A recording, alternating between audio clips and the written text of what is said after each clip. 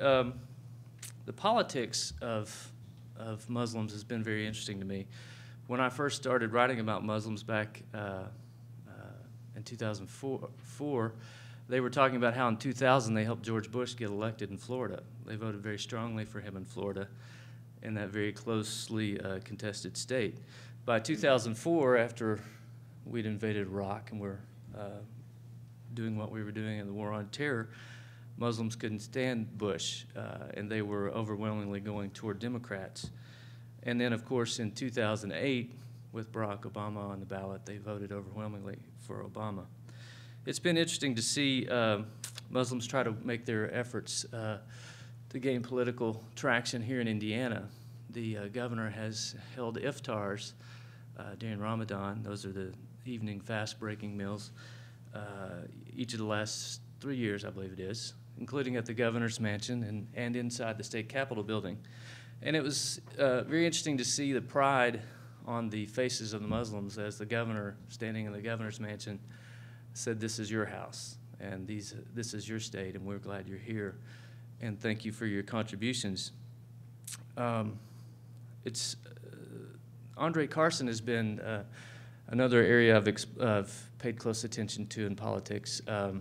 He is a unique character, the grandson of Julia Carson, who is a political character in her own right. But Andre was a guy who had some Christian roots. He explored Eastern religions and Rumi spiritualism and that sort of thing, and he eventually started going to a Nation of Islam mosque in Indianapolis. And that mosque eventually evolved into the strain of primarily black Islam that followed W.D. Muhammad, the late W.D. Muhammad. And he came to the faith in that atmosphere. And it's a part of who he is, although he probably understandably downplayed it a bit during the last election, campaigning. You probably don't want to campaign as a Muslim in central Indiana when you're running for Congress. But he did win, and he has tried to reach out to other folks, a broad spectrum of people, Muslims and non-Muslims, black and white. And he probably, according to our political columnists, may have a little broader base than even his grandmother did. But it was interesting this past summer to see him at work and then lead up to the presidential election and the fall election when he was on the ballot. He appeared at the ISNA convention to talk about the need for Muslims to get actively involved in politics, that you need to give money, you need to fundraise for your favorite candidates, and most of all, you need to vote. But I saw this in action that same night. The convention this year was held in Columbus, Ohio, when there was a fundraiser, a Muslim fundraiser here in America for a congressional candidate. And he stood in a crowd of maybe 30, 40 Muslims from Ohio at a fundraiser and spoke to them about his hopes for the country, and a broad-based discussion that went beyond Muslim issues. But certainly the key thing was that the people there wanted to see Muslims represented in Congress. And sure enough, he won.